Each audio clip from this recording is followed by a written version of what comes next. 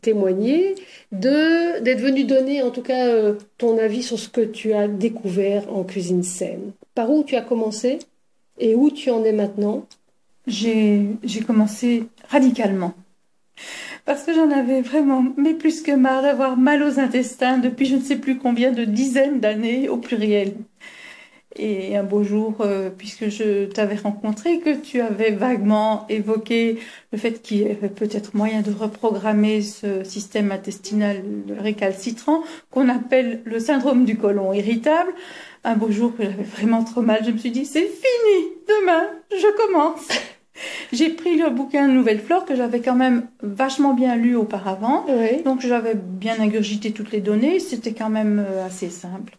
Et je me suis lancée. Donc j'ai tout fait au pied de la lettre dès le départ.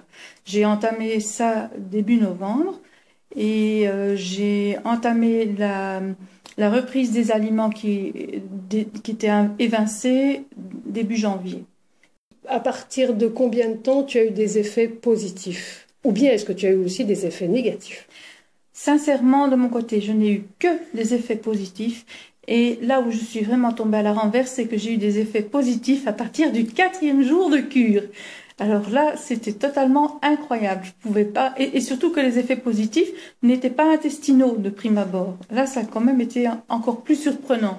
Parce que, outre mes soucis de côlon irritable, je souffrais depuis plusieurs années de tendinite vraiment devenue chronique au niveau des pieds et d'arthrose. Et le 4e jour, je me suis levée en pleine nuit parce que j'avais un petit besoin pressant. J'ai dévalé les escaliers parce que j'étais vraiment pressée, en courant. Et ce n'est qu'une fois assise sur la toilette que j'ai réalisé ce que j'ai fait. En temps normal, les escaliers, aussi bien la montée qu'à la descente, c'est marche par marche, en me cramponnant comme une petite vieille et en me hissant à la force des bras.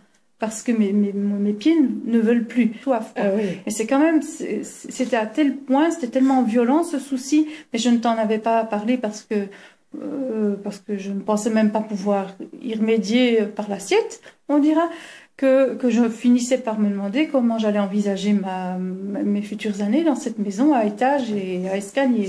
C'était à ce point. Donc on vous a économisé une nouvelle maison. Ah, ça c'est certain. Quand je faisais des audits encore, j'ai vu des gens arriver pour des problèmes de régime ou de digestion. Je donnais des cours privés, je ne suis pas diététicienne. Et je demandais toujours les objectifs et c'était quasi toujours le poids ou l'estomac ou les intestins. Puis je regardais la dame et je disais, mais vous avez les mains tordues d'arthrose. Ça fait pas mal. Elle dit, c'est très très douloureux, mais il n'y a rien. Il n'y a rien pour soigner ça. Et c'est normal, aucun magazine ne dit qu'en changeant l'alimentaire, tu peux régler des problèmes de tendinite, de dos et d'arthrose. Non. Effectivement, moi je n'avais même pas été consultée pour cette histoire de tendinite. Quand ça faisait vraiment trop mal que je ne pouvais plus marcher, mais je prenais des anti-inflammatoires puisque j'ai un estomac en béton. Et là, le 4e jour, pendant la nuit, plus rien. Le matin, je me dis non, là c'est pas possible de me réveiller, je vais devoir faire des moulinets avec mes chevilles comme d'habitude. Je me suis levée, plus rien. Et je n'ai plus rien eu, plus jamais donc rien eu. Ça a duré, tu n'as plus eu ces douleurs. Non, elles ont disparu. Même quand tu as repris en début janvier les aliments qui faisaient pas partie de la cure Nouvelle Flore, tu n'as pas eu de résurgence de ces douleurs la nuit? Non, rien du tout. J'ai eu juste une crise d'arthrose au pied droit il y a 15 jours d'ici. Enfin, ça je pense que c'est assez logique puisque c'est un pied mal fichu qui a été opéré, qui est né. Je suis née mal fichue à ce sujet-là, donc là c'était normal que j'ai de l'arthrose. C'est pas de l'ordre du miracle. Non, non. Mais là, mais à nouveau, plus rien par rapport à ce que j'ai déjà connu, quoi. Donc. On se contacte par mail pour le filage et le tissage, hein, pas pour les audits. Et tu m'as dit par mail que tu commençais le système Stop and Go, le régime alterné. C'est fait? C'est fait. Tu as commencé quand? Ça doit faire 1 mois maintenant. Et ça se passe comment? C'est déstabilisant, je dirais. Parce que ça ne correspond absolument à rien de ce qu'on connaît en matière d'amincissement ou d'amaigrissement ou de régime. Je déteste le mot régime. J'aime mieux le mot cure, entre guillemets. Oui. Enfin, ça ne correspond. Le corps ne réagit pas comme on a l'habitude de le voir réagir. C'est-à-dire que la balance, à la limite, n'a pas des masses bougées. Elle a même augmenté à un moment donné. Donc ça fait pester, bien entendu. Mais D'un autre côté, je ne me tracasse pas parce que les centimètres continuent à partir. Et là, c'est étonnant parce que tu te demandes tu te demandes quelle est la densité du gras finalement. Oui. Oui, moi je continue à me poser des questions, pourtant je suis supposée de connaître la nutrition, mais il y a même des volumes qui changent tellement que des filles doivent changer de taille de pantalon alors qu'elles n'ont pas perdu 100 Oui. grammes. Et moi, par exemple, qui n'ai jamais eu de taille, même quand j'étais mince, jeune, j'ai jamais eu de taille. Et depuis que j'ai fait ce régime-là, j'ai ma taille qui s'est Mais marquée. moi aussi. Et j'ai des hanches. C'est très, très Oui, étonnant. moi aussi. Comme si le gras s'était déplacé Oui. à des endroits C'est curieux, oui. plus sympathiques. Et où j'ai quand même dû faire rigoler Maya, c'est quand je lui ai écrit que je maigrissais jusqu'au petit orteil. Parce que c'est propre à ma morphologie, c'est vrai. Et c'est aussi à cause de ça qu'on me voit moins vite chez moi que chez d'autres personnes quand je grossis ou quand je maigris. Mais je suis tombée sur une paire de chaussures que je ne mettais plus depuis des années parce que elles étaient un brin inconfortables et trop serrantes. Et tiens, j'ai la place. Oui, voilà, C'est donc tu as curieux. maigri des orteils. Juste aux C'est orteils. vrai que tu es une ronde qui prend partout. Oui. Tandis que moi, je suis une ronde avec des jambes en allumettes et des bras en allumettes. Ah Donc oui. c'est comme les dames de Faisan, Oui. tu sais, Non, moi, le c'est dessinateur partout, même Faisan. les mains et tout. Voilà. Donc, c'est assez gag, quoi, ça. Oui. Le Stop and Go, Maya te l'a donné pour continuer la cure Nouvelle Flore, pour une question d'immunité ou bien uniquement pour... Non, c'était à ma Pour demande maigrir. spécifique. Je lui ai expliqué que j'étais terriblement angoissée à l'idée de quitter la cure Nouvelle Flore à laquelle je me cramponnais de façon vraiment comme un enfant à son doudou, mais que d'un autre côté, socialement, ça n'était pas gérable. Je lui ai dit que je supportais bien de pouvoir en manger, mais que j'avais terriblement peur de regrossir, ne fût-ce que ça.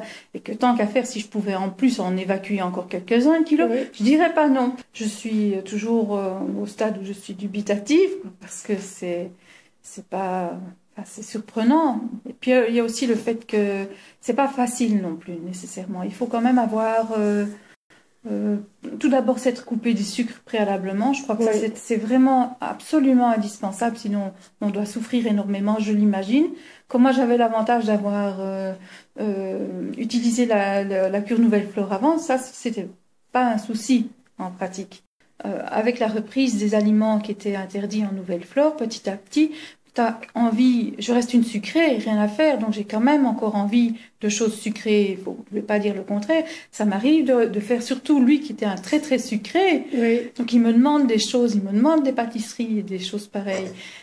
Avec le Stop and Go, le jour gras, tu peux manger tout le sucre que tu veux. Oui, Tu as peur mais pour tes intestins. non, mes intestins, j'ai retrouvé mes intestins je sais même pas de quand, moi, j'ai des nouveaux intestins.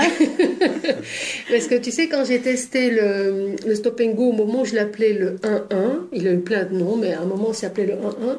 En 2014, j'ai délibérément mangé le jour gras 2500 calories, dont plein d'éclairs au chocolat, dont des chips, dont des pizzas, des choses que j'aime pas les pizzas, les chips à la rigueur. Et puis je pratiquais le jour maigre ordinaire et j'ai perdu mes 7 kilos quand même et à la fin c'était 10 kilos. Je pense qu'à ce sujet-là, j'ai dû avoir pas un problème, mais un problème de retenue quelque part. Parce que comme j'avais peur de mal faire ou de trop manger ou de trop bien manger quelque part, peut-être que j'ai un peu freiné parce que c'est vrai que ça m'est arrivé de faire le compte des calories, ne fût-ce que pour avoir une petite idée quand même, pour voir, même si je sais que c'est pas ça l'important. Et c'est vrai qu'il y a des jours où j'étais à 1500, quoi. Et je me dis là. Pour le jour gras? Oui. Ah, c'est pas assez. Voilà. Et c'est ce que Maya m'a dit. Elle m'a dit, mais mange le jour gras, tu manges, tu te fais plaisir. Allez, vas-y, te prive pas de gras, cool, relax, quoi. Et c'est vrai que j'ai essayé, ça fait qu'une semaine que j'essaye. Et c'est vrai que de ce fait-là, le jour maigre est beaucoup plus facile à passer. Parce que le corps, il est tellement bien heureux, bien saturé de choses que le jour maigre, il demande, ça lui va très bien, quoi. Et au niveau psychologique aussi, tu n'as pas la frustration de t'être surveillé la veille, de te voir surveiller encore aujourd'hui? J'avais pas cette frustration. Ah, tu n'as pas ça? Non, non. Ça, j'avais pas, c'était juste faim que j'avais. Le fait de manger beaucoup un jour et peu le lendemain, c'est ça qui fait le résultat du régime. Ce qui est très difficile pour nous, c'est qu'avec tous les magazines féminins qu'on a lus depuis des années et des années, on est convaincu que c'est la calorie qui compte et l'exercice physique. Que c'est manger moins et bouger plus. Et c'est pas comme ça que ça fonctionne. C'est autre chose. Autrement, tu serais pas en surpoids en mangeant pas tellement finalement, parce que on dit toujours que les gros mangent beaucoup, c'est pas nécessairement vrai. Non. C'est simplement que il y a quelque chose d'éteint dans ton organisme et ça ne se rallume que en mangeant beaucoup. Or c'est très difficile parce que moi aussi je ne mange que 1500 calories parce que je n'ai pas faim de plus. Et les jours gras, je dois me forcer à manger plus. Alors, si tu avais une sœur qui veut commencer le même parcours que toi, qu'est-ce que tu lui conseillerais de faire? D'aller voir une auditrice. Oui. Sauf si elle a déjà un bon pied dans la bonne direction. Mais sinon, oui. C'est pas tellement de pratiquer seul si on est un peu discipliné. Ça va, c'est pas tellement ça. C'est que je crois qu'il faut une aide extérieure pour absolument se débarrasser de tous les diktats que nous connaissons. Tout seul, on n'y arrive pas. On s'y accroche. C'est plus fort que nous. Ici, à nouveau, c'est un petit peu différent. Je pense que j'aurais pu, personnellement, suivre la cure relativement seule, puisque ça avait bien fonctionné pour Nouvelle Flore et que j'étais déjà dans cette dynamique-là. Mais quelqu'un qui vient de la malbouffe industrielle, il ne peut pas imaginer de se lancer tout seul dans cette restructuration-là. En pensant aux nourritures vraies pour Nouvelle Flore, ou bien à manger sans farineux, alors que son médecin ou son copain va lui dire tu as besoin des glucides. Oui, c'est compliqué. J'ai d'énormes problèmes, elles sont très gentilles avec moi, mais j'ai d'énormes soucis par rapport à mes collègues de bureau à ce sujet-là. C'est gigantesque. Hein. Elles me regardent comme un extraterrestre. Et elle n'arrête pas de me dire, mais tu es sûre que c'est bien, parce que tu sais, nous, on a lu, et la diététicienne de mon fils, elle a dit que... Et je dis, chacun fait comme il veut. Tout d'abord, ton fils, c'est un homme, moi, je suis une femme. C'est une première chose. Et puis, il faut faire des expériences dans l'existence pour voir. Je serai cobaye, je vais tester, vous verrez bien. Si ça marche, vous en tirerez les conclusions, les filles. C'est ce que je leur dis. Mais en attendant, pour l'instant, c'est vrai qu'on me regarde avec des yeux grands comme des scoops. Tu vas chez un médecin, il a un arsenal de médicaments. Antibiotiques pour une angine, antihistaminiques pour les allergies. Tu vas chez un ostéopathe, il a une série de manœuvres à faire. Et en diététique, il y a un régime pour tout le monde. Mais c'est aberrant. Comment tu veux avoir un outil pour soigner 1001 biochimies différentes, avec 1001 manifestations différentes? C'est mon régime à moi, c'est celui qui me va bien. Tu vois bien que j'ai une peau d'enfer, que j'ai une belle mine, que j'ai minci. Et en plus, tu n'es pas dans mon corps et j'ai plus mal au ventre. Donc, c'est pas un mauvais régime. Moi, je m'étais rencontrée il y a 20 ans, je ne me serais pas écoutée. Parce que les régimes et les croyances étaient ma bouée de ce moment-là. Et je ne pouvais pas lâcher la bouée. C'était trop important, puisque tu te noies quand tu n'as plus ta bouée. Oui. Donc, la seule personne qui change d'optique, qui est parvenue à changer d'optique, mais évidemment, c'est plus facile aussi, c'est parce qu'elle a vécu vraiment le changement de près, c'est ma maman. Les soucis intestinaux, c'est relativement familial chez nous. Et ma maman a eu de la colite pendant beaucoup d'années, puis elle a eu une grande rémission. Et puis un beau jour, après le décès de son mari, il s'est révélé qu'elle souffrait de, je ne sais pas trop comment ça s'appelle, rectocolite hémorragique, quelque chose de ce genre. RCUH, c'est une maladie auto-immune grave. Malgré tous les médicaments qu'elle prend, il arrive qu'elle fasse des crises qui sont tellement graves et tellement douloureuses qu'on l'embarque à l'hôpital parce qu'elle est en train de croire qu'elle va mourir. Et pourtant, elle mange hyper sainement parce que tellement drillée par ses intestins capricieux qu'à la fin, elle ne sait plus trop quoi oser manger. Quand elle a vu que ça fonctionnait bien sur moi, ça lui a quand même fait vachement envie. Elle s'est dit, oh là là là là, moi aussi j'essayerais bien. Là, quand même, vu son âge et son état, je lui dis, maman, je veux pas que tu te lances là-dedans toute seule, tu vas voir une auditrice, s'il te plaît, ce qu'elle a fait. Et vu qu'elle avait quand même un mode de vie, un mode alimentaire fort sain à la base, elle a eu en réalité fort peu de changements à opérer dans son alimentation. Juste y ajouter le yaourt maison, au lait cru si possible, le bouillon, bien entendu, le fameux bouillon ressourçant. Et grosso modo, c'était tout. Changer de farine et de levure pour le pain. Oui.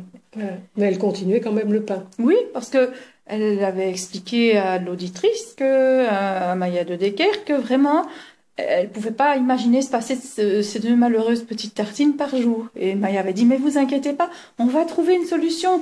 Et l'autre chose qui l'a tracassée, c'était son verre de pinard. Ah non, hein, mes 2 verres de vin rouge par jour, s'il vous plaît, hein, vous me les gardez. Bah oui. Elle a 70 ans, donc... Et puis elle se prive de tout à cause de ses intestins. Bah oui, c'est ça. Donc, Quand elle a commencé à numérer, je ne mange plus de sucre, je sais même plus quel goût ça a, je mange plus jamais de confiture, je mange plus de fruits non plus. Évidemment, la tête de l'auditrice. Ah. Alors, et les effets sur sa rectocolite?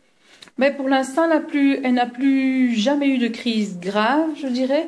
Elle n'a plus que de temps en temps une petite douleur, mais elle continue quand même malgré tout à prendre ses médicaments. Ça, elle n'oserait pas les lâcher. Il ne faut pas arrêter à 70 ans. Elle ne voudrait pas les lâcher.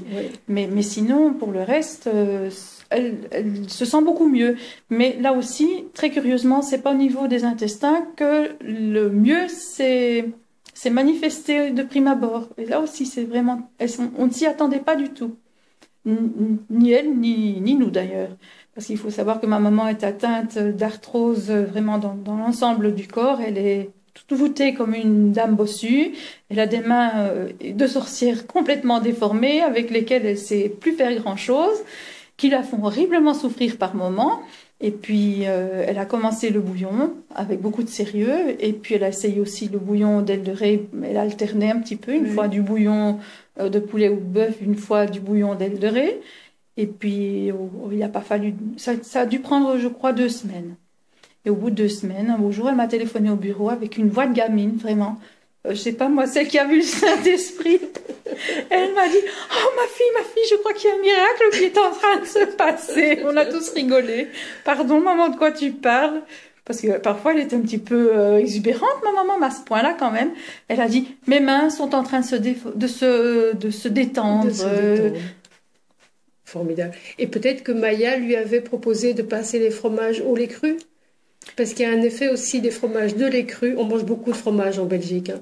Et les fromages de lait cru ont cet effet-là aussi sur les articulations. Elle lui avait dit que puisqu'elle avait une fromagère, si elle voulait refaire du fromage blanc avec du lait de ferme, qu'elle le fasse. Et c'est vrai qu'elle l'a recommencé également. Voilà, les deux ont dû jouer. Ah, oui.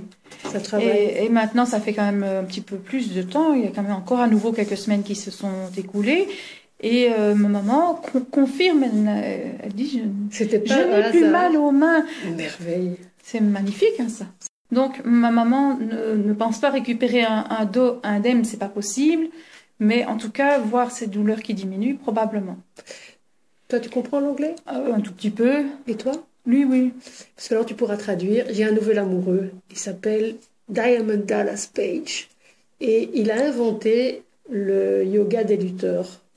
Alors, c'est un lutteur un championnat de lutte américain qui a été blessé à 40 ans. Sa femme lui a proposé de faire du yoga. Donc, tu vois le lutteur qui regarde sa femme en disant « Sur mon corps mort, je ne ferai pas du yoga ». Et puis, quand même, il était tellement désespéré, il a commencé à faire des petits gestes de yoga. Et il est tout à fait requinqué. Donc, ses vertèbres se sont ressoudées comme il faut. Il peut de nouveau faire quasi toutes les postures. Et il a développé le DDP Yoga, donc le yoga de Diamond Dallas Page. Il est très connu aux États-Unis puisqu'il était champion de lutte. Et c'est très amusant de faire du yoga avec un champion de lutte. Ce qu'il y a de merveilleux chez lui, c'est que il a ciblé les gens qui étaient en chaise roulante et les obèses. Aux États-Unis, tu as des gens qui pèsent 250, 300 kilos. Et il a une capacité de réduire les exercices au minimum. Moi, je pleure quand je vois les vidéos de ces gars-là, à 300 kilos, qui font les exercices de DDP. Et tu les vois qui doivent se tenir à une chaise, parce qu'ils savent déjà à peine se tenir debout, tu vois. Et finalement, ça s'enchaîne, et les gens, se sentant mieux, ont envie d'un peu moins manger, de mieux manger, parce qu'ils demandent de plus manger de fast-food. Il est merveilleux, ce gars-là. C'est une bouteille de dopamine, ce bonhomme. Il a une énergie, il a de l'enthousiasme. Et il est tellement, il te motive tellement que tu ne peux pas ne pas le faire. J'ai encore plusieurs choses à rajouter. C'est que vraiment, les personnes qui se sentent mal avec leur corps, qui ont l'impression qu'elles sont un peu dans le gaz toute la journée, que quelque chose ne tourne pas rond, qu'elles sont chiffonnées, s'il vous plaît, écoutez votre corps, faites quelque chose. Restez pas assis les bras croisés en attendant que les catastrophes vous tombent dessus. penchez-vous sur le contenu de votre assiette et arrêtez la malbouffe. Parce qu'une fois qu'on commence à se pencher sur le contenu des étiquettes, c'est fini. On revient plus en arrière. C'est terminé. D'autant plus quand on en sent les bénéfices soi-même. C'est un autre monde. La cure Nouvelle Flore est réellement une trouée dans le ciel gris, une éclaircie pour toutes les personnes qui souffrent du syndrome du côlon irritable. Ne perdez pas espoir, ne croyez pas tout ce que les gastro-entérologues vous racontent en vous disant « Oui, mais non, on ne sait rien y faire, il y a peut-être un antidépresseur qui pourrait faire quelque chose. » Non, n'écoutez pas ça. Il y a la méthode Nouvelle Flore, Tati Lower, c'est là, je vous jure, ça marche. Oui, alors je vais préciser, écoutez le gastro-entérologue quand même. Et puis, en plus de ces conseils, vous pouvez peut-être prendre l'antidépresseur et puis en plus faire Nouvelle Flore. Oui, voilà, tout ensemble. Oui. Et puis un jour, vous négociez avec lui et vous dites, tiens, ça va tellement bien que j'arrêterai bien les antidépresseurs. Oui, c'est un bon plan. Voilà. Me voilà après deux mois de cure absolument bien suivi, au pied de la lettre, sans aucun écart de rien du tout.